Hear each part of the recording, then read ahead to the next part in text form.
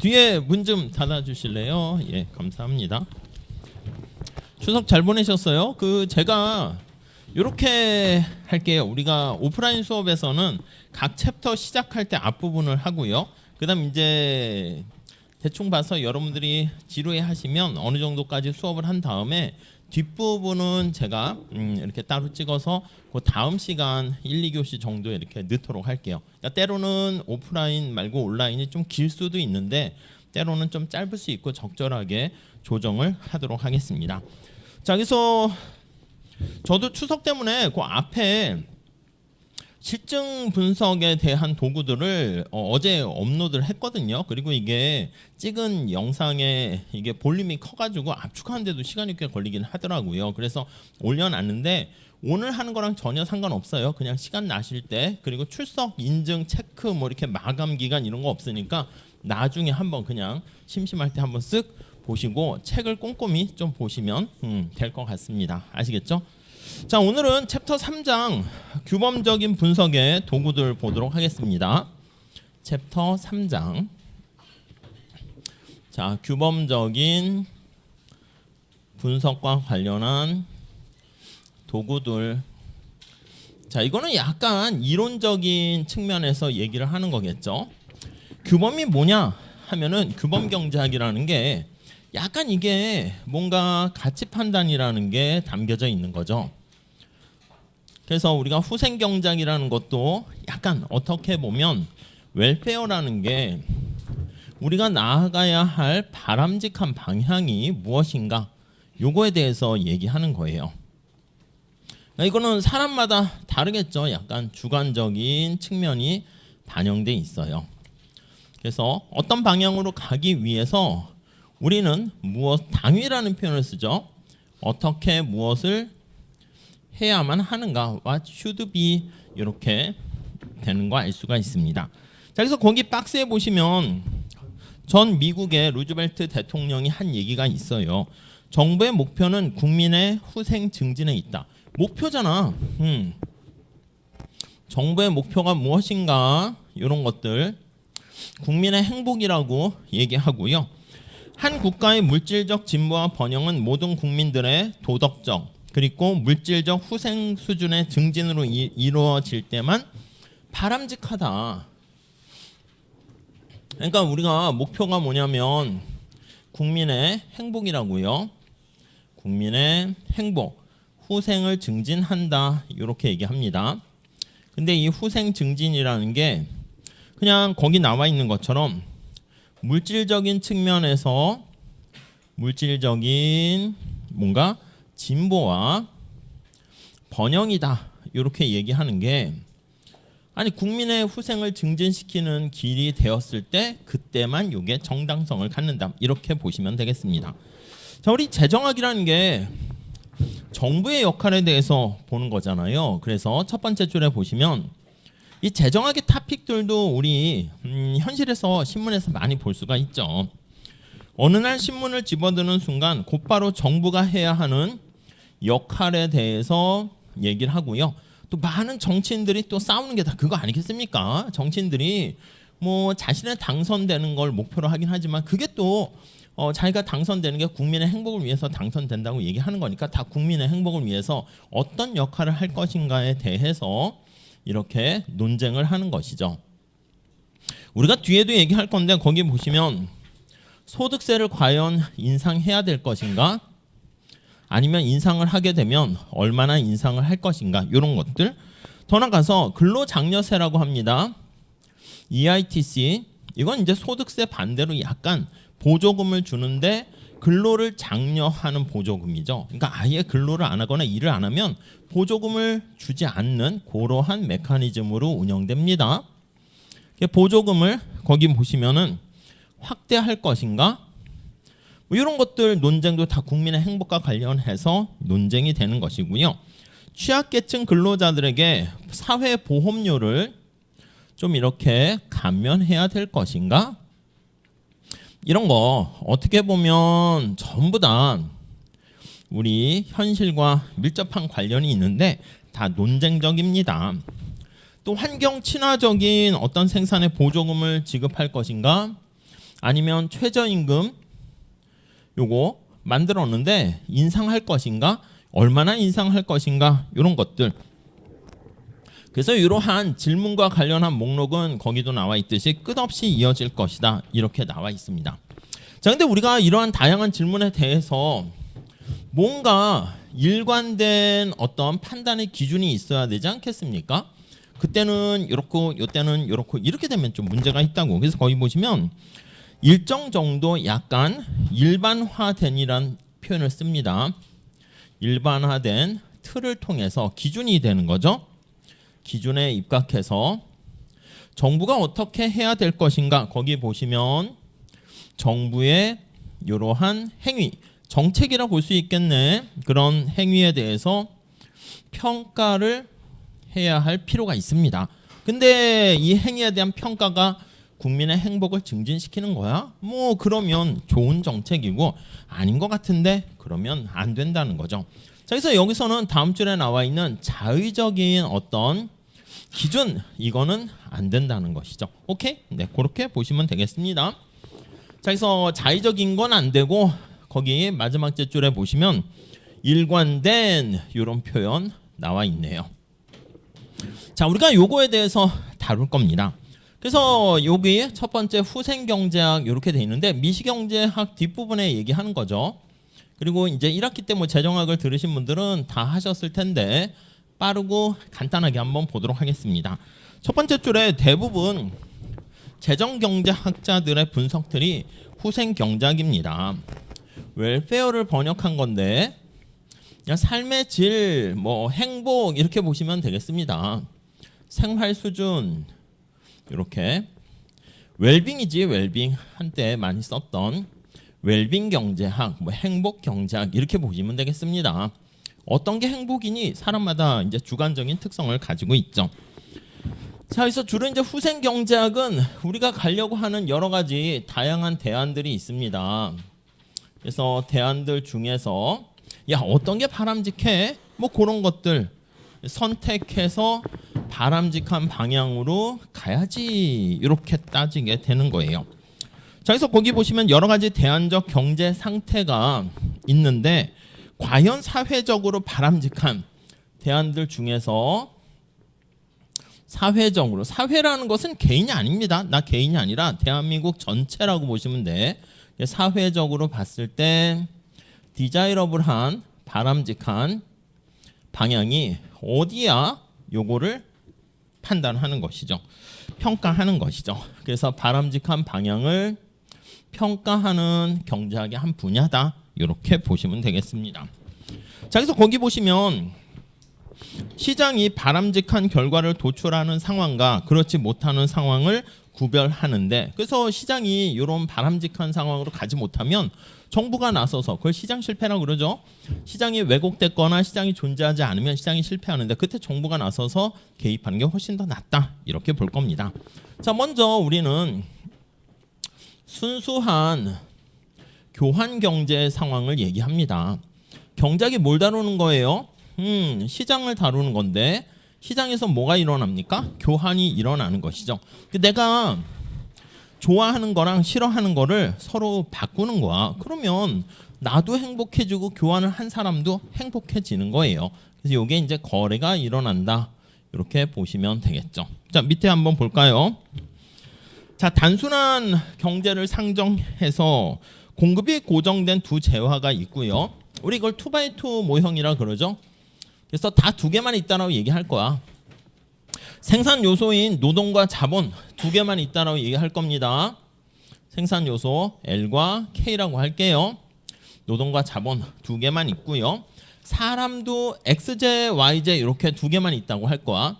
우리 책에서는 사과랑 뭐 잎사귀, 아담과 하와 이렇게 해서 얘기하는데 사람도 그냥 A라는 사람과 B라는 사람 두 명만 존재한다. 이렇게 보시면 되겠어요. 그러니까 단순화시켜서 두 명이 있어야지 당연히 뭔가를 교환할 수 있겠죠. 이걸 일반화시키려면 수식으로 바꾸면 될 것이고요. 자, 넘어갑시다. 이제 교환하려면 교환 거의 그림이 있어요. 에즈워드 박스라고 하죠. 교환하려고 하는 대상이 있어야 됩니다. 자, 그래서 거기 보시면 첫 번째 줄에 보시면 이렇게 단순화시킨 경제를 가지고 얘기할 건데, 자, 두 가지 재화 두 명이 있는 이인 경우, 이걸 다수의 재화 다수 개인의 복잡한 상황으로 확장할 수 있는데, 심플하게 우선 보도록 합시다. 자, 사람을 A와 B라고 했는데 사람은 아담과 이브, 뭐 이렇게 에덴 동상은 얘기하면 두 명만 있잖아. 그래서 뭐 로빈슨 크루소와 프라이데이 이렇게 하기도 하고 그렇게 얘기합니다. 두 명만 존재하고요. 자, 재화도 두 개만 있어요. 하나는 사과가 있고요. 옷이 잎사귀인가봐. 아무튼 잎 이렇게 있다라고 돼 있습니다. 자, 그래서 요거를 에즈워드 박스로 이렇게 상자로 표현을 해 보도록 하겠습니다. 자, 여기 두 번째 단락이 있는데, 두 재화의 가능한 배분을 다루는데 유용하다 이렇게 되어 있고요. 이거 옮겨야 되겠네. 네. 자, 그래서 거기 그림을 한번 보도록 하겠습니다. 자, 거기 보시면 사과를 거기 보니까 S라고 해놨네. 그래서 뭐 A라고 할게요. A 사과 이렇게, 그리고 잎사귀를 F 잎 이렇게, 리프의 약자인가 보죠. 이렇게 있습니다. 근데 이제 소비 가능한 사과랑 요 잎사귀가 이제 두 개 정해져 있겠죠. 그래서 첫 번째 주어진 사과를 아담이 소비를 합니다. 그러면 아담, 그리고 이브가 소비합니다. 이브. 잎사귀도 주어져 있어요. 그래서 아담, A의 아담이고요. 그리고 이브의 이 이렇게 돼 있다라고 할게요. 자, 그래서 이제 박스가 이렇게 있는 거죠. 그래서 거기 보시면 아담이 여기 있고요. 그다음 여기 사과가 있고 잎사귀, 옷 이렇게 있습니다.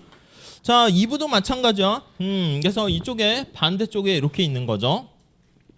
이렇게. 요거는 이제 미시경제 책을 조금 더 참고로 봐주세요. 자, 그래서 이쪽이 역시 이브가 갖게 되는 A, 이브의 사과 양, 이쪽은 이브가 갖게 되는 잎사귀의 양, 이렇게 되겠죠. 전체 잎사귀 양이 몇 개냐라고 했을 때, 요게 만약에 100개다라고 하면은 요게 이제 100이 되는 거죠. 100개를 가지고 논아 갖게 되는 것이고요. 물론 이것도 마찬가지야. 잎사귀가 만약에 여기 뭐 약간 정사각형 형태니까 100개라고 할게요. 여기서부터 이것도 100개를 가지고 두 사람이 논아 갖게 되는 겁니다. 여기는 이제 이렇게 사과의 양 이렇게 되는 거 알 수 있죠. 그래서 이 안에서 선택을 합니다. 자, 그래서 여기 뭐 V라고 할게요.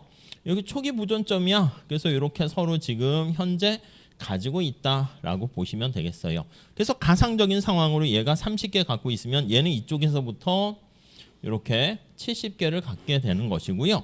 얘가 만약에 50개 갖고 있으면 얘도 50개 이렇게 갖고 있는 상황 알 수 있을 겁니다. 자, 거기 이제 두 번째 박스에 두 번째 단락에 설명하고 있습니다. 에즈워드 상자라는 분석 도구를 이용해 가지고 두 재화의 가능한 배분점들, 요 안에서 이 밖에는 선택할 수 없는 거죠. 밖에를 선택할 수 있다라고 하려면 이 박스가 커지는 거고, 그게 바로 경제가 성장했다 이렇게 볼 수가 있습니다. 자, 세 번째 단락 볼게요. 자, 거기 보니까 아담과 이브의 각각의 사과와 잎에 대한 선호를 나타내는 게 무차별 곡선이죠. 자, 그래서 이 두 사람이 존재하는 거죠. 여기다가 아담이라고 할게요. 아담이 사과랑 잎사귀에 대해서 선호하는 게 우리 오른쪽에 무차별 곡선 표현되어 있어요. 아담 이런 식으로. 당연히 이쪽으로 갈수록 효용이 증가하는 방향입니다. 그래서 요거는 이제 원점에 대해서 볼록하고 우아형하는 그런 형태로 표현을 하고 있고요. 그 다음 2부도 마찬가지지. 그래서 2부도 이렇게 보시면 되는데, 이런 식으로 2부에 1 이렇게 쓸게요. A와 F를 논아 가지면서 이쪽으로 갈수록 효용의 역시 증가 방향 이렇게 보시면 되겠습니다. 자, 그래서 각각에 대한 무차별 곡선 나와 있는 거를요. 지금 재화가 두 개고 사람이 두 개니까 요걸 뒤집어서 여기다가 이렇게 마주보게 대각선으로 표현을 합니다. 재화가 하나면 이쪽에 위치해서 뭐 약간 비읍자 형태로 하긴 하는데 이건 재화도 두 개니까 2부가 여기 위치하고요. 아시겠지만 이렇게 무차별 곡선이 이런 식으로 나타나는 거 알 수가 있겠죠. 자, 그게 이제 51페이지 나와 있습니다. 자, 이 무차별 곡선이 선호를 나타낸다는 거, 선호를 의미하는 것이고 효용 함수를 나타낸다라고 보시면 되겠어요. 자, 그래서 다시 왼쪽 50페이지 밑에서 세 번째 줄 볼까요? 자, 거기 보니까 밑에서 세 번째 줄에 여기서 사과와 잎에 어떤 특정 배분점이 선택되었다라고 합니다. 그림 3-3 보시면 G점이라고 되어 있어요. 자, 뭐 이거 어려운 거 아니까 한 가지 색깔로 그림을 그려볼게요. 아담이 여기 위치하고요. 여기가 이제 사과, 여기가 잎사귀, 여기 2부가 이렇게 있습니다. 이렇게. 네. 자, 거기 보니까 G점이 여기 점에 해당을 해요. 그러니까 아담이 이런 식으로 지나가서 아담의 G점. 자, 2부는 살짝 그래도 색깔을 넣어보도록 할게요. 2부가 선택하는 거기 보시면 2부의 G점 이렇게 되어 있습니다. 아니 그러면 지금 현재 배분 상태는 G점인데 아니 여기서 뭔가 교환을 할 여지가 있을까? 교환을 해서 좀 후생, 행복을 증가시킬 수 있을까? 있다는 것이죠. 이렇게 볼록 렌즈 모양 같이 눈 모양이 이렇게 있으면 개선의 여지가 있어요. 요 안에 가면 이게 블루오션 같이 누구 한 사람을 피해 주지 않으면서 후생이 증가할 여지가 있죠. 거기 보시면 대표적인 예로 H를 선택할 수가 있고 아니면 P를 선택할 수 있고 이렇게. 그래서 만약에 G점에서 P점으로 이렇게 선택이 같다라고 합시다. 자, 그러면 어떻게 되겠습니까? 그러면 2부의 효용은 그대로 가만히 있어. 2부의 효용은 그대로 고정이지만 아담의 효용은 증가합니다. 그치? 무차별 곡선이 이런 식으로 해서 네, 거기 보시면 아담의 피 이렇게 하면 증가하게 돼요. 그러니까 이거는 누가 한 사람에게 피해를 주지 않으면서 다른 사람의 후생이 증가하니까 개선이다. 얘가 반대하진 않잖아. 물론 요 중간으로 가면 둘 다 개선이 되는 걸 알 수 있는데 책에선 그건 안 하고 있으니까 이렇게 보시고요. 반대로 아담에게 피해를 주지 않으면서 2부의 후생이 증가할 수도 있어요. 다음 페이지 한번 볼게요. 자, 52페이지 거기 한번 보시면 P1 해가지고 여기 점을 선택할 수가 있네. 자, P1의 점을 선택했다라고 하면은 아담의 후생은 그대로 가만히 있으면서 2부의 후생이 이렇게 왜 P1으로 했는지 모르겠지만 증가할 수가 있네요. 자, 여기서 2점에서 P1점으로 이렇게 가게 된다라고 하면은 자, 그러면 아담의 효용은 P1이나 G나 똑같잖아. 그러니까 효용은 그대로지. 그래서 아담 효용은 그대로고 2부의 효용은 증가합니다. 이렇게 증가합니다. 그러니까 이 경우도 우리는 개선이다. 이렇게 얘기할 수 있죠. 오케이. 자, 그래서 52페이지 거기 가보시면 네 번째 줄 볼게요. P점이라는 상태가 됐다라고 할게요. P점이라는 상태가 되면 여기서는요 어느 점으로 가더라도 뭐 다른 데로 가거나 H로 가거나 어디로 가도 P점에서는 더 이상 우리가 이걸 파레토 개선이라 하죠. 그래서 파레토 개선이 불가능합니다. 누군가에게 반드시 피해를 줄 수밖에 없어요. 후생의 감소를 가져다 줄 수밖에 없어요. 개선이 불가능. 그래서 거기 네 번째 줄 볼까요? 처음 다섯 번째 줄이네. 자, 점 P점에서의 배분은요 어느 한 사람을 더 행복하게 하려면 다른 누군가에게 불행을 후생을 감소시키는 것밖에 없기 때문에 우리가 이렇게 표현을 하죠. 이거보다 높은 산이 없어요. 그럼 이 산이 제일 높아요. 이 뜻이지. 그러니까 파레토 개선이 더 이상 불가능하다. 이 얘기를 뒤집어서 표현하면 더 이상 이거보다 개선이 불가능합니다. 이게 지금 최고입니다. 이 뜻이야. 그래서 파레토 효율적이다. 이렇게 표현을 합니다. 거꾸로 뒤집어서 이보다 나은 상태가 없어요. 이렇게 표현하는 거죠. 효율적이라고 쓸게요. 파레토 효율적이다. 이렇게 표현을 합니다. 다섯 번째 줄 거기 보시고, 자, 파레토 효율은 종종 자원 배분의 바람직한 정도를 측정하는 기준으로 사용되기도 합니다. 그렇지. 이건 우리가 효율적이라는 것은 희소한 자원입니다.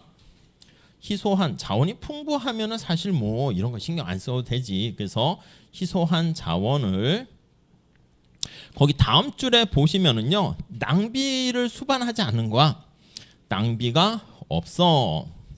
요런 상태를 의미한다. 이렇게 보시면 되겠죠. 자, 그래서 다음 페이지, 다음 줄 보시면 똑같은 말 반복하고 있습니다. 남을 해치지 않고 어떤 특정 개인의 후생을 증진시킬 가능성이 없다. 이렇게 보시면 되겠어요. 그런 가능성이 있을 때는 우리가 파레토 개선. 다음 단락 볼까요? 또 하나 관련된 개념으로 파레토 임프루브먼트가 있는데, 파레토 개선이 있는데, 남을 해치지 않고, 그렇지. 쥐점에서는 어느 누군가에게 피해를 가하지 않으면서 다른 사람의 후생을 증가시킬 수 있게 되고요. 책에는 표현하지 않았지만 요 앞에 뭐라고 할까요? Q라고 할까? 만약에 Q점으로 갈 수 있다라고 할게요. Q점으로 간다 그러면 이 Q점에서는 아담의 효용도 증가하고요. 이브의 효용도 같이 증가하게 되는 점이죠. 그러니까 둘 다 윈윈 되는 그런 상황입니다. 오케이? 그러니까 이것도 개선이죠. 그러니까 G점에서는 개선의 여지가 있어요. 이것도 개선이고 이것도 개선이고. 그래서 다시 정리할게. G점은 파레토 시각으로 봤을 때 비효율적이다 이렇게 얘기하는데 왜 그렇습니까 하면 개선이 가능하니까 이렇게 표현을 할 수 있다는 것이죠. 오케이? 네. 자, 그래서 거기 밑에서 세 번째 줄 P점도 G점에서 시작해서 도달할 수 있는 파레토 효율적인 점인데, 여기 있는 것처럼 파레토 효율적인 점들은 요거 하나만 있는 건 아닙니다. 지금 얘기한 것처럼 어떤 상태에 도달했을 때 그 상태에서 더 이상 개선이 불가능하면 그 점은 다 파레토 효율적인 거예요. 자, 그래서 다음 페이지 53페이지 한번 보시면, 자, 파레토 효율적인 배분 상태다 그러면 낭비가 없는 상태가 되고요. 더 이상 개선이 불가능한 상태를 얘기합니다. 자, 그래서 거기 그림을 보시면 이렇게 나타내면 거기 P1, P2, P3. 자, 요 점을 가만히 한번 체크해 보시면은요. 자, 두 사람의 무차별 곡선이 거기 보시면 이렇게 접했다는 걸 알 수가 있습니다. 이렇게 이렇게. 자, 뼈대만 그리게 되면 이렇게 이렇게 이렇게. 그쵸? 자, 그래서 어떤 게 바람직하냐 이걸 떠나 가지고요. 만약에 P1의 상태에 있을 때라고 볼게요. 상태라면, 자, 요 상태에서 배분을 합니다. 배분했을 때 누군가에게 불행을 안겨다 주지 않는, 후생 감소를 초래하지 않으면서 다른 사람의 효용이 증가할 수 있는 여지가 있나? 없어요. 그렇기 때문에 P1 상태면 파레토 개선이 더 이상 불가능한 상태입니다. 지금은 재화가 사과랑 지금 잎사귀 옷이죠. 이렇게 있어서 그런데 하나만 있다 할게. 하나. 만약에 사과 하나만 있다 할게요. 이게 좀 편한데 10개가 있어요. 이걸 배분했을 때 만약에 두 사람이 뭔가 A라는 배분 상태가 4개 이렇게 배분했다 합시다. 그럼 이게 뭐야? 딱 봐도 10개가 있는데 4개씩 가져갔으니까 2개가 남았잖아. 그러니까 약간 2개가 낭비가 되는 거예요. 안 먹게 되니까 이게 비효율적이라고. 그래서 이 상태에서 만약에 A-로 가서 5개 가면 이거 낭비 없는 상태지. 이게 개선이라고. 아니면 앞에 있는 사람 소비량이 증가했다 할게. 6개 되고 4개 되면 뒤에 있는 사람한테 감소시키는 건 아니잖아. 줄어드는 건 아니지. 이것도 개선이라고. 아니면 앞에 사람은 그대로 가만히 있고 뒤에 사람이 6개 되면 이것도 개선이라고. 그러니까 이 상태가 역시 저거랑 똑같이 개선이 가능한 상태니까 파레토 비효율적이다라고 보시면 되겠고, 이 상태에 갔을 때는 더 이상 파레토 개선이 될 만한 상태가 없어. 만약에 누군가가 뭐 하나 더 소비를 증가시킨다라고 하면은 다른 사람의 소비량이 감소해야 되는 거 아니겠습니까? 이것도 그렇고 이해 가시겠죠? 그래서 어떤 상태에 이렇게 도달했는데 이 상태에서요 누군가의 효용을 증가시키려면 반드시 다른 사람의 불행을 안겨다 줘야 되기 때문에 개선이 불가하다. 이 상태는 파레토 효율적이다. 이렇게 됩니다. 이것도 마찬가지예요. 그러니까 사과가 10개가 있는데 만약에 어떤 한 사람이 분배를 했는데 한 사람이 9개 갖고 있고 다른 사람이 하나 있다 합시다. 이것도 파레토 효율적이야. 우리가 봤을 때 첫 번째 사람이 9개나 갖고 있잖아 해도요 불평등해 보이긴 하는데 낭비는 없는 거야. 이게 중간에 먹지 않고 남겨서 버리게 되면 그게 비효율적인데 그렇지 않은 상태니까 이것도 파레토 효율적인 상태야. 근데 우리가 앞에서 말씀드린 것처럼 뭔가 희소한 자원의 바람직한 배분이라 했을 때 낭비가 없다? 그 효율성 조건뿐만 아니라 공평성 조건을 하나 더 반영했을 때 조금 약간 그런데 이렇게 얘기를 할 수 있다는 거죠. 우선 이 상태 P2도 마찬가지고 P3도 마찬가지고 이 상태에 도달하게 되면 파레토 개선이 불가능하기 때문에 이 얘기는 전부 다 파레토 에피시언트한 효율적인 상태이다. 이렇게 보시면 되겠습니다. 오케이, 그 정도 보시고요. 자, 53페이지 그림 위에 나와 있고 두 번째 단락에 나와 있는 게 바로 그 설명입니다. 자, 그 다음에 다음 페이지 한번 그림을 볼게. 자, G점에 만약에 도달했다. 지금 이게 G점이에요. G점. G점에 도달했을 때 특정한 의도 없이 임의로 선택되었음을 상기해 보자. 그러니까 G점이라고 그냥 있다라고 할게요. 자원 배분이 이렇게 처음에 세팅이 됐는데 여기 빗금친 부분만큼 이렇게 새롭게 개선 가능한 영역이 있으니까 이거는 비효율적이다. 이렇게 얘기하는 거죠. 자, 그래서 거기 보시면 두 번째 줄 만약에 점 K가 시작점이었다라고 한다면 우리 다음 페이지에 보시면 아니 G점이 아니라 K점이 여기 있어요. 뭔진 모르겠는데 K점이 시작점이 초기점이 여기에 배분이 돼 있을 때 역시 두 사람의 이렇게 무차별 곡선이 지나는 거 알 수가 있고요. 그 여기 어딘가로 가면 역시 개선의 여지가 있고 더 이상 개선이 불가능한 상태가 가면 파레토 효율적인 상태가 되긴 하겠죠. 근데 여기 어딘가로 가긴 할 텐데 G점하고 K점을 가만히 비교해 보면 둘 다 비효율적이긴 해. 근데 개선이 가능해서 이렇게 서로 주고받아 가지고 효율적인 상태로 갔는데 여기도 효율적이고 여기도 효율적인 상태야. 거기 보시면 P4 효율적이야. 근데 P4 상태도 P4도 효율적인 상태입니다. 효율적인데 자, 문제는 뭐가 됩니까? 아담이 사과랑 잎사귀를 둘 다 많이 가지고 있어요. A와 F를 모두 많이 가지고 있네요. 그러니까 약간 부유하다 이렇게 보시면 되겠습니다. 아니 그래서 저기 아담과 이브 할 때 이브는 별로 가지고 있는 게 없는 상태이니까 아무튼 효율적으로 분배돼서 낭비는 없지만 요거와 비슷하게 이건 재화 하나 있을 때 생각하는 거와 약간 불평등하지 않을까? 그런 생각을 할 수가 있습니다. 지금은 근데 공평성 얘기는 안 하고 효율성만 얘기하는 거예요. 자, 그래서 거기 보시면 밑에 3-7 그림이 나와 있는데 효율적인 상태만 얘기할 땐 이렇게 두 사람의 무차별 곡선이 이런 식으로 접하는 상태인데 그건 되게 많이 있겠지. 여기도 있을 수 있고요. 극단적으로 여기도 무차별 곡선이 이렇게 접하는 상태입니다. 예, 원점에 해당하는 여기도 마찬가지야. 그래서 이런 점들을 우리가 뭐라 그러냐면 자, 거기 보시면 54페이지 밑에서 세 번째 줄 볼게요.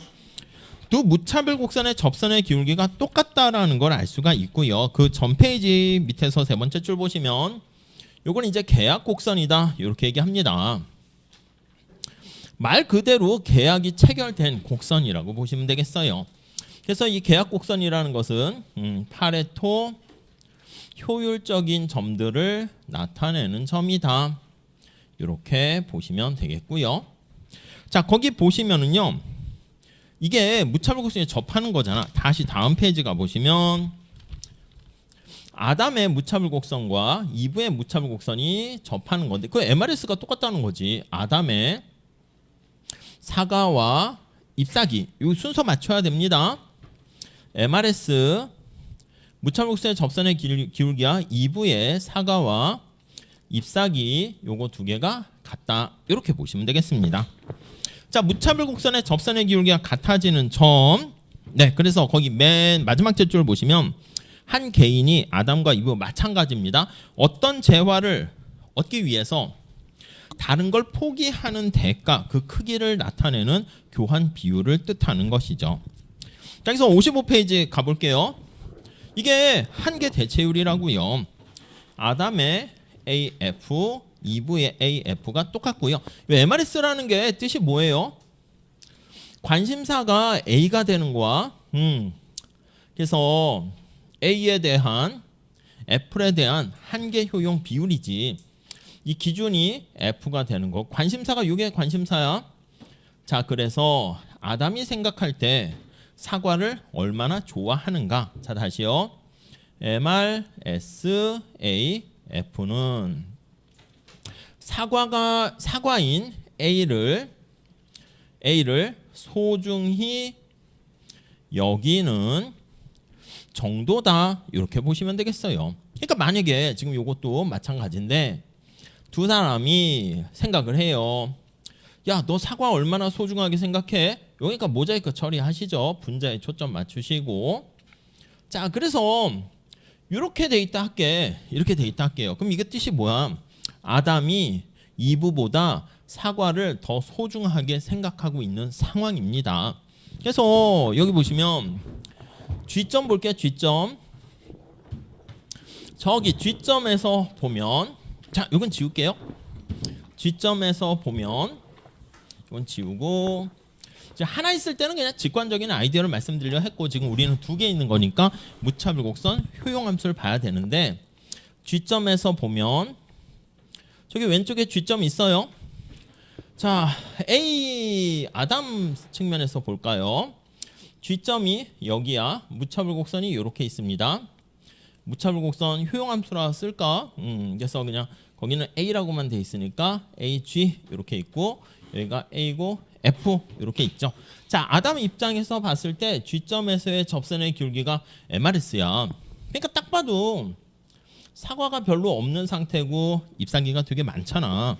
그래서 이게 뭐 10개고 이 전체 100개라고 하면 이게 80개 이렇게 갖고 있는 상황이야. 자, 이브 입장에서 보면은, 자, 이브 입장에서 보면 A와 F인데 이브 입장에선 거꾸로 이렇게 보는 겁니다. 그러니까 G점이다라고 하면 이브는 이거를 90개나 가지고 있고 지금 여기 잎사귀가 20개밖에 없는 상황이야. 자, 그러니까 G점에 해당하는 상태가 저기 나와 있는 것처럼 여기에 해당하는 거야. 그래서 요게 90개가 되고 얘가 20개가 돼 있는 상태입니다. 그래서 무차별 곡선이 이렇게 있어요. 이브가 생각하는 G점. 자, 무차별 곡선의 접선의 기울기가 MRS인데, 아이고, MRS가 굉장히 작다는 거 알 수 있어요. 그러니까 이 상황이 되는 거죠. 자, 그래서 MRS가 크다라고 하면은요, 그 점에서 무차별 곡선의 기울기야. 그래서 무차별 곡선의 그 점에서 접선의 기울기는 커 이렇게 되는 거 알 수 있죠. 자, 서로 교환이 이루어지면서 여기 상태가 되면 두 사람의 MRS가 같아지니까 더 이상 개선이 불가능한 상태죠. 그래서 거기 식 나와 있는 3-1 거기 MRS 설명 있어요. 거기 3-1식 바로 밑에 MRS는 아담이 사과가 관심이에요. 사과 한 개를 몇 단위 잎사귀랑 잎과 교환할 생각이 있는가? MRS가 크면 어떻게 돼? 사과 하나 얻기 위해서 잎사귀를 많이 포기할 생각이 있다는 거니까 사과를 그만큼 좋아한다 이렇게 보시면 되겠어요. 기본적으로 우리가 교환의 원리는 이렇게 약간 비교해 가지고 얘기할 건데 너 상대적으로 얼마나 소중하게 생각하냐? 그거라고 보시면 되겠어요. 자, 지금은 이제 소비에 관련한 얘기를 한 것이고요. 두 번째 생산과 관련한 얘기를 할게요. 근데 똑같아요. 자, 지금 살펴본 것처럼 자, 노동과 자본을 투입해서요. 두 사람이 지금 X제랑 Y제를 생산하는 걸로 하는데 우리는 사과랑 이렇게 잎사귀를 생산합니다. A라고 하면 또 아담이니까 A와 F를 생산하고 이건 이제 두 사람한테 나눠주는 거야. 아담과 이브 이렇게 나눠줍니다. 이렇게 재화를 생산하게 되고요. 물론 여기 나와 있는 노동이 이쪽으로도 갈 수 있고 자본도 일리 갈 수 있고 A도 이렇게 되겠죠. 자, 그랬을 때 우리가 지금 살펴본 거는 여기에 대해서 살펴본 거야. 이렇게요. 그래서 이게 소비와 관련한 교환의 효율성을 그래프로 간단하게 살펴봤고요. 우리 책에도 이제 각 주에 보면 미시경제 책 추천을 하면서 니콜슨 책입니까? 그거 참고해서 보시면 잘 설명이 있다 얘기하는데 그걸로 뭐 개개인적으로 더 보시면 될 것 같고요. 우리가 지금 볼 거는 이쪽에 나와 있는 생산과 관련해서 우리가 효율적인 거 얘기를 할 거예요. 사과랑 잎사귀를 생산하는데 노동과 자본을 어떻게 생산할 것인가? 그래서 생산의 효율성 이렇게 얘기할 겁니다. 자, 이거는 이제 MRTS가 같을 때 이렇게 하는 거죠. MRTS 여기 보시면 LK를 사과를 생산할 때랑 MRTS LK를 MRTS가 뭔가 그거 잘 보셔야 되고요. 역시 앞에 있는 노동이 얼마나 소중한가 기여하는가 그거고요. 등량 곡선의 기울기인데 요거 두 개가 같을 때 바로 효율적이다 이렇게 보시면 돼요. 근데 우리 책에서는 뭐 그냥 MRTS 거기까지 가지는 않고요. 이제 미시경제학처럼 되고 분량이 많아지니까 요 조건을 충족 후 생산 가능 곡선에다가 표현을 합니다. 효율적인 조건이라 그랬지? 자, 그래서 다음 페이지 가보시면 위죠, 위 55페이지 위에 가보시면 사과와 잎사귀를 만들어요. A와 F를 만드는데 이렇게 효율적으로 생산을 했습니다. 그래서 이게 밖에는 선택할 수 없는 상황에서 낭비 없이 생산한 것을 생산 가능 곡선이다 이렇게 얘기를 하는 거죠. 자, 거기 개념이 나와 있습니다. 프로덕트 파서빌리티 커브 해가지고 PPC 이렇게 표현하죠. 그러니까 요 위에는 다 효율적인 상태가 되고요. 자, 그래서 거기 보시면 여기 하나의 점을 찾았어. 알파라고 할까? 베타라고 할게요. 책에서는 거기 W, Y, 뭐 X, Z 했는데 좀 약간 정신이 없어요. 그냥 요거 사과를 하나 더 생산하려고 해. 그러면 잎사귀를 이만큼 포기를 해야 되는 거지. 오케이? 그래서 사과를 하나 더 생산할 때 잎사귀를 얼마나 포기하니? 자, 그래서 지금 알파에서 내가 만약에 사과를 하나 더 생산하려고 할 때 요 기울기 높이로 표현한 게 잎사귀를 이만큼 포기해야 되는 거니까 요 기울기가 의미하는 게 뭐야? 그래서 접선의 기울기 하면 조금 변화시키는 거지. 이게 A의 생산에 대한 비용을 나타내는 거야. 비용의 크기를 아니면 이렇게 할게요. F로 표현했다. 잎사귀로 표현한 사과의 생산 비용 이렇게 보시면 되겠죠. 그래서 여기 나와 있는 게 거기 나와 있는 것처럼 다음 페이지 가보시면 첫 번째 줄에 이거를 한계의 변환율 이렇게 표현합니다. 변환율. 자, 변환한다는 게 트랜스포메이션 하는 거 아니겠습니까? 내가 노동과 자본을 가지고 사과를 생산하기로 했다라고 하면 잎사귀를 포기해야 되는 거잖아요. 그래서 이 약자도 잘 봐주세요. 그래서 이 T가 테크놀로지가 아니라 여기는 테크놀로지, 테크니컬을 얘기하는 건데 이거는 트랜스포메이션입니다. 그래서 사과와 잎사귀에 대한 한계 변환율. 그 첫 번째 줄에 있습니다. 자, 여기서 밑에 3-2식을 보면 지금 뭐라고요? F로 표현하게 된 잎사귀로 표현하게 된 사과에 언제나 수평축이 관심사야. 정해진 건 아닌데 그냥 관례상 여기에 관심사가 돼 있는 거예요.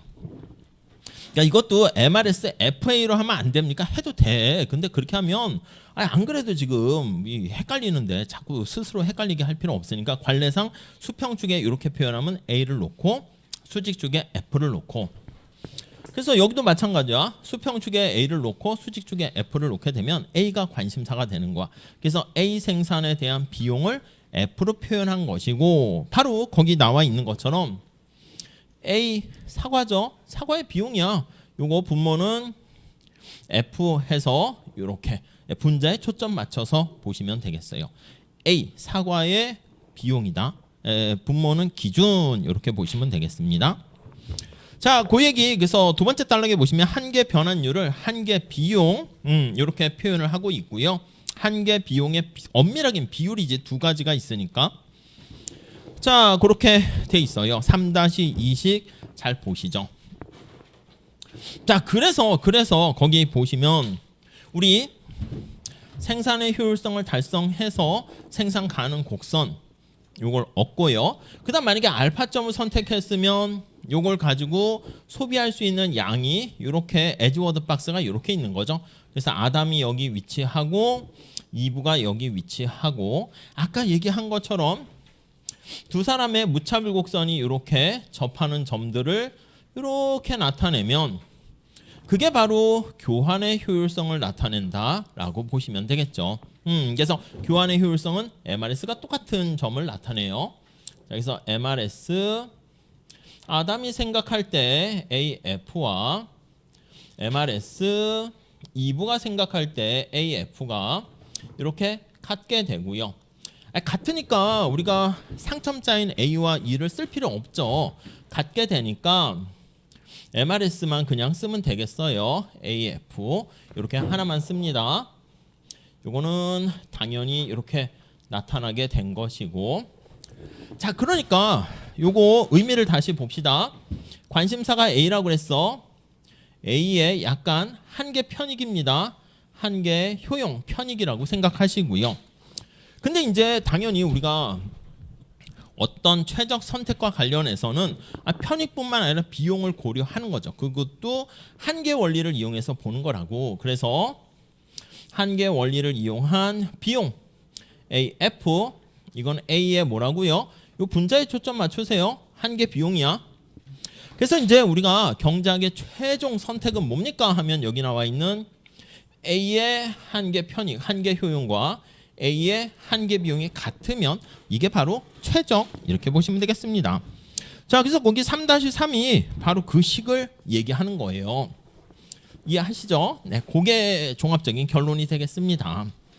자, 그래서 여기서 만약에 이게 성립하지 않게 되면 MRS AF가 만약에 커, 그러니까 MRT랑 MRS 그거를 빨리빨리 이해를 하셔야죠. 이렇게 되면 어떻게 되겠습니까? A를 소비했을 때 얻게 되는 편익이 비용보다 큰 거니까 A 생산을 좀 더 늘리고 F 잎사귀 생산을 좀 줄이고요. 먹을 거를 많이 생산하고 옷은 좀 덜 만드는 것이고, 그 다음 당연히 반대로 부등호가 이렇게 되면 A 생산을 줄이고 F 생산을 늘리고.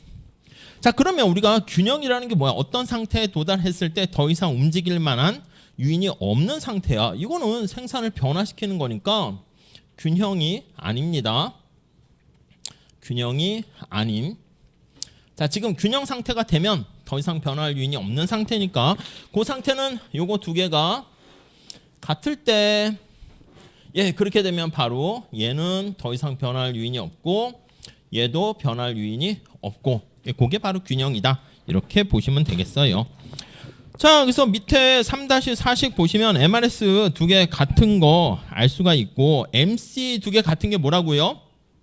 MRT라는 거 보셔야 됩니다. 바로 위에 올라가시면 굵은 고딕체 항시 찾았습니까? 항시. 한계 대체율과 한계 변환율이 같지 않은 한, 그러니까 한계 대체율 MRS로 하세요. 우리나라 말로 하시면 빨리빨리 정보 처리하는 속도가 느려지니까 MRS가 MRT와 이꼴이 아니야. 같지 않은 한 항시 뭐 이러한 방식의 거래, 그러니까 교환을 통해서 후생을 뭔가 증가시킬 여지가 있다는 것이고요. 자, 오직 각 개인의 무차별 곡선의 기울기랑 같을 때만 파레토 개선이 불가능하게 되고, 그래서 MRT랑 MRS가 같을 때가 파레토 효율성을 나타내기 위한, 우리가 미시에서는 종합적 효율성을 나타내기 위한 조건이다, 이렇게 얘기를 하는 것이죠. 그래서 맨 마지막 제줄에 보시면 파레토 효율성을 위한 필요 조건이다, 이렇게 얘기하고 있네요. 오케이? 이해 가시겠죠? 자, 그래서 시계가 망가져서 얼마나 되는지 모르겠지만 여러분들의 표정이 아직 시간 많이 있네? 오, 아닌가? 몇 시에 끝나는 거지? 시간이 애매하네. 조금만 더 하죠. 조금만 10분만 더 합시다.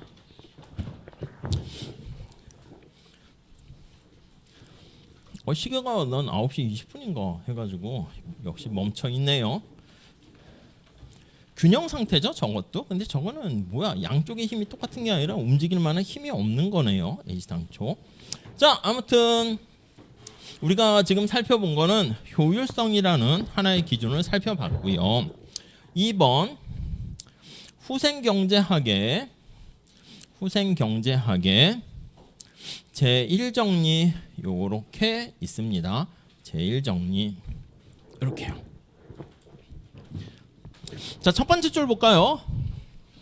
파레토 효율성을 위한 필요 조건 우리가 봤습니다. MRS랑 MRT가 같다.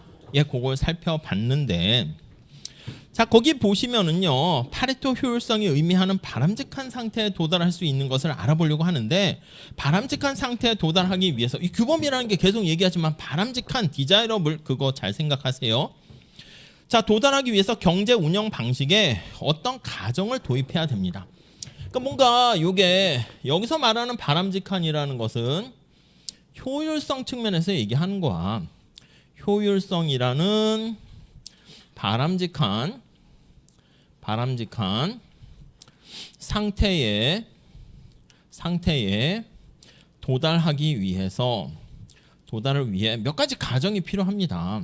우리가 이제 후생경제 제1정리는 가격에 맡기면 보이지 않는 손에 의해서 저절로 파레토 효율적인 상태가 될 거야, 이 얘기인데, 자, 가정이 있습니다.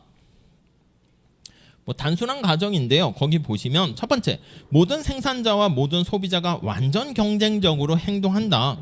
그러니까 생산자뿐만 아니라 시장에 참여하는 소비자, 어느 누구도 소비자는, 자, 거기 보시면 시장 지배력을 갖고 있지 않다. 그게 완전 경쟁 아니겠습니까? 시장 지배력을 보유하게 되면 안 돼요. 시장 지배력이 없어. 이게 뭐야? 시장에서 결정된 가격을 받아들이는 거니까 이게 바로 가격 수용자로 행동한다. 프라이스 테이커다, 이 뜻이죠.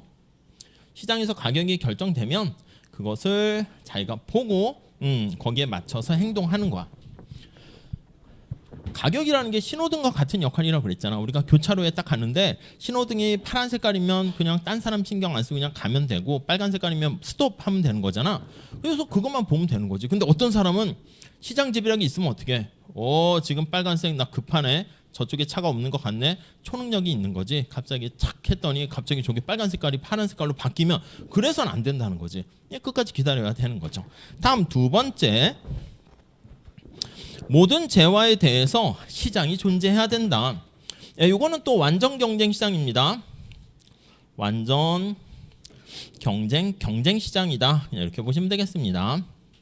경쟁적이고, 그 다음에 거기 보시면 두 번째, 모든 재화에 대해서 시장이 당연히 존재해야 됩니다. 존재한다. 여러분, 시장이 존재한다는 건 뭐야? 시장이 이꼴 가격이라니까. 그러니까 가격이 존재한다는 건 뭐야? 자기 기능을 잘 해야지. 존재하는데 기능을 못 하는 거는, 아니 신호등이 있긴 해. 근데 기능을 못 하면 그건 존재한다고 할 수 없지. 그러니까 잘 작동한다. 그런 뜻까지 보시면 되겠습니다. 자, 그래서 후생경제학 제1정리는 도대체 뭔데요? 그럼 옆에 한번 볼게요. 자, 이런 가정하에서 이런 전제 조건이 좀 있어야 돼. 시장에 가격이 존재하고 잘 작동된다는 가정하에서 거기 보시면 파레토 효율적인 자원 배분이 발생한다. 그래서 우리가 보통 경쟁적인 일반 균형은 파레토 효율적이 된다. 이게 이제 제1정리 이렇게 얘기를 하는 것이죠. 그러니까 시장에 그냥 가만히 놔두면 보이지 않는 손에 의해 가지고 효율성이 달성돼. 이렇게 얘기하는 거예요. 자, 그래서 거기 보시면 시장 이꼴 다 계속 같은 말인데 가격이고 거의 보이지 않는 손 찾았습니까? 아담 스미스가 얘기한 보이지 않는 손이 잘 작동하게 되면은 그래서 파레토 효율적인 상태가 되고요. 거기 보니까 오랫동안 이미 우리가 알고 있었던 것을 그런 직관을 정형화시켜 준 거에 지나지 않는다. 이렇게 얘기하고요. 재화 용역을 공급하는 데 있어서 요 가격이라는 걸 보고 자기 사람들이 이제 서로 교환하고 생산하는 것도 마찬가지야. 그럼 이게 효율적이 된다는 게 뭐야? 우리가 가지고 있는 소비자와 생산자가 잉여가 극대되는 것뿐만 아니라 가장 좋은 적절한 낭비 없는 상태가 되는 것이고요. 그래서 이게 바로 거기 나와 있네.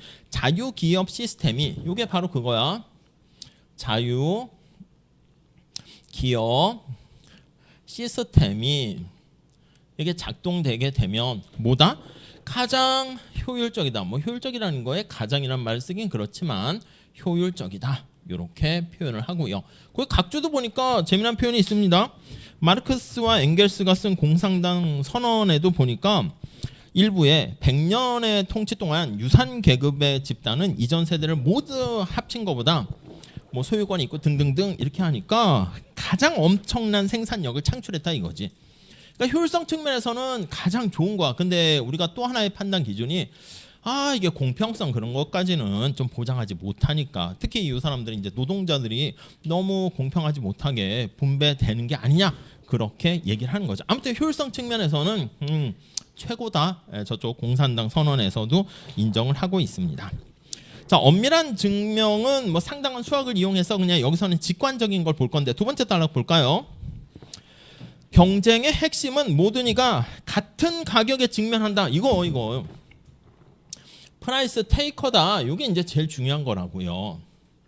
시장에서 결정된 가격을 받아들이는 거야. 그러니까 신호등을 막 바꿀 수 있는 힘이 없는 거지. 막 서로 바꾸면 내가 빨리 가려고 빨간색을 파란색으로 바꿨더니 저쪽 사람도 초능력이 있어가지고 뭐야 해서 쟤도 파란색 바꾸고 빨간색 바꾸고 막 하면은 이게 애매하잖아. 그러니까 거기 주어진 걸 보고 자기가 막 조정할 수 있는 힘이 없는 거예요. 거기 한번 볼게요.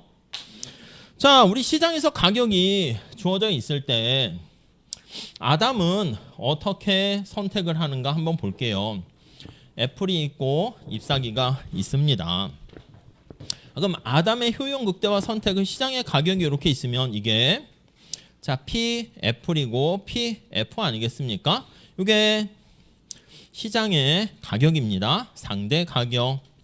이걸 보고 우리 알다시피 여기는 효용 극대화가 아닙니다. 알파는 효용 극대화가 아니고 이렇게 베타점에 해당하는 게 효용 극대화가 됩니다. 오케이.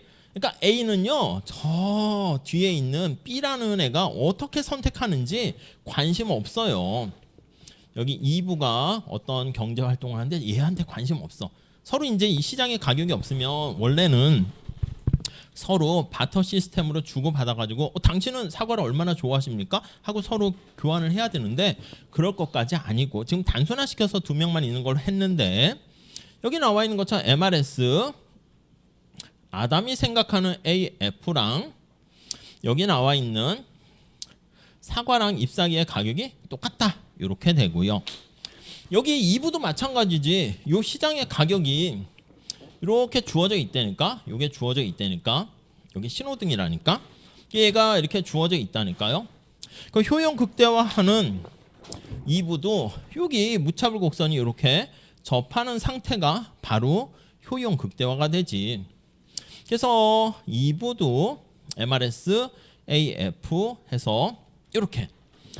자, 그러니까 얘 입장에서는 요걸 보고 그냥 여기에 맞춰서 자기가 조정을 하면 돼요. 시장의 가격이 신호등처럼 저 하늘에 떠 있으니까. 얘도 요걸 보고 의사결정을 하면 되니까 얘가 주어져 있는 상태에서 둘 다 거기에 맞추니까 MRS가 같아진다. 그게 바로 교환의 효율성을 달성하게 된 거죠. 자, 3-6식, 3-5식 그래서 두 개를 합하면 MRS가 똑같아지니까 앞에 얘기한 것처럼 교환의 효율성이 달성된 거고요. 자, 그리고 생산하는 것도 마찬가지야. 아니, 우리 앞에서 본 것처럼 생산의 효율성은 우리 한계 비용 가격 설정 효율적이다. 그걸 가지고 얘기합니다. 그래서 맨 마지막 줄 식을 보시면 아니 사과를 생산하는 한계 비용과 잎사귀를 생산하는 한계 비용, 상대 비용 분자에 초점 맞추는 거지. 거기 밑에 3-7식을 보세요. 이것도 마찬가지야. 이렇게 돼서 요거 두 개 같을 때가 생산의 효율성이 되고 우리가 이제 요 분자에만 초점 맞추면 가격이 한계 비용과 같아질 때 이때가 바로 효율적이다 이렇게 얘기하는 거지. 그러니까 생산의 효율성도 여기 가격이 있으면 요거 보고 맞추는 거야. 그래서 MRT, AF 이렇게 맞추는 겁니다. 아니 그러면 얘가 이제 기준 해가지고 조정 역할을 해서 딱 징표로 시그널을 보내게 되면 소비하는 두 사람도 마찬가지고 생산하는 사람도 여기에 맞추게 되니까 MRS랑 MRT가 똑같이 만나니까 이 앞에서 얘기했던 종합적 효율성까지 달성된다라는 것을 알 수가 있겠죠. 오케이, 이해 가시죠? 자, 그래서 다음 페이지 가보시면 자, 식 3-8식이 그거입니다. 그래서 MC의 비율이 한계 대체율인데 저기 나와 있는 시장의 가격이 조정 역할을 해서 그 신호 역할을 하게 되니까 3-9 그거 똑같은 말이야. 그래서 거기 세 번째 줄입니까?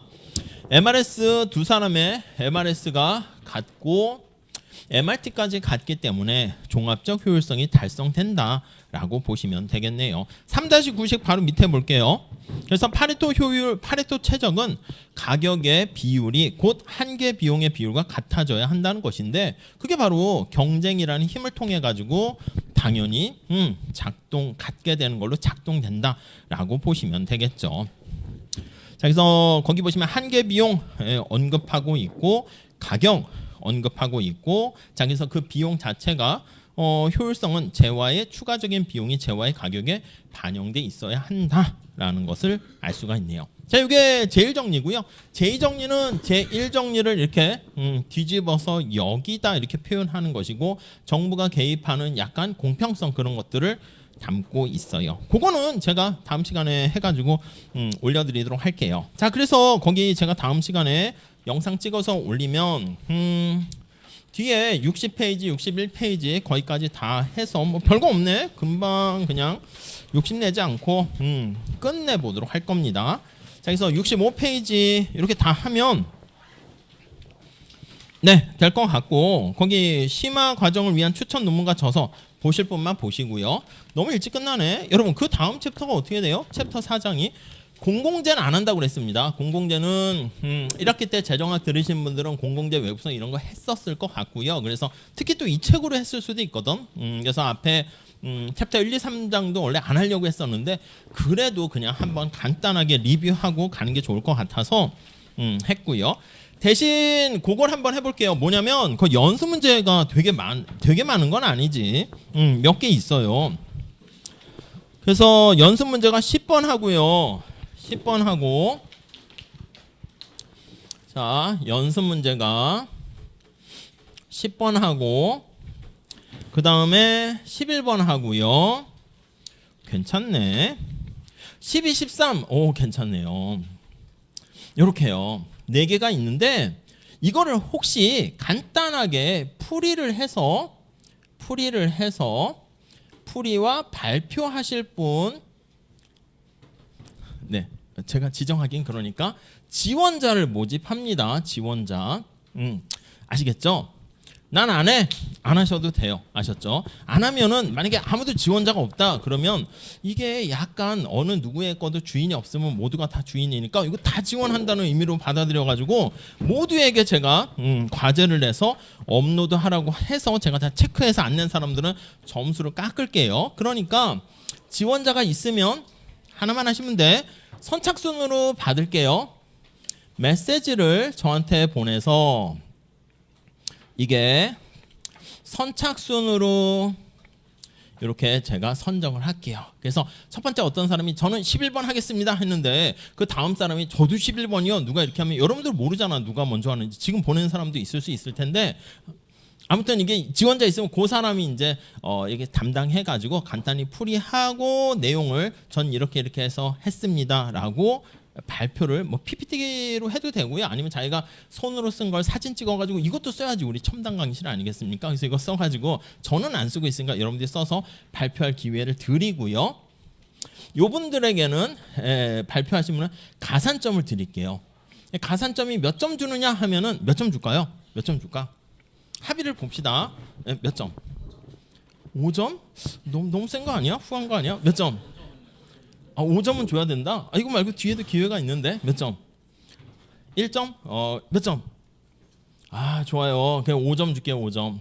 너무 센데? 알았어요. 뭐 할 수 없지 뭐. 이거 한 번 하신 분은요. 그 다음에는 약간 좀 양보를 해서 골고루 할 수 있도록 할 테니까 이거 발표 기회예요. 그러면 중간고사 어떻게 해? 예를 들면 나는 70점 받았다. 그러면 중간고사 가산점이야. 기말은 또 기말로 할 거니까 그럼 중간고사 내가 70 받았다. 75가 되는 거지 뭐. 아시겠죠? 그러면 이제 중간고사를 75점이 아니라 내가 한 95점 받았는데 가산점 받아서 100점 됐다. 살짝 기말은 좀 안일하게 좀 준비해도 모르겠어. 아무튼 근데 되지 않을까 하는 생각을 잠시 해봐요. 그래서 요거 가산점 드리도록 할 테니까 많은 지원을 해 주시기를 바라고요. 별로 호응이 없고 지원을 안 한다? 그래 그러면 다음부터 1번서부터 다 과제로 내고 뭐 아무튼 그런 걸로 제가 시그널을 잘못 받아들일 수 있는데 그런 시그널로 제가 인식을 할 테니까 아셨죠? 많이 좀 지원해서 이게 누군가 발표하면 다른 학우들의 수고를 덜어주는 거니까 양의 외부성을 창출하는 거잖아 어떻게 보면 그래서 올려주시면 그거를 거기다가 제가 과제 올리면 좀 이거는 이렇게 생각할 수 있는 것 같습니다 그런 질문 같은 것들은 또 댓글로 할 수 있도록 할 테니까 그렇게 보시면 되겠어요 아시겠죠? 자 이렇게 마치고요 궁금한 사항이나 질문 있으시거나 하시는 분들은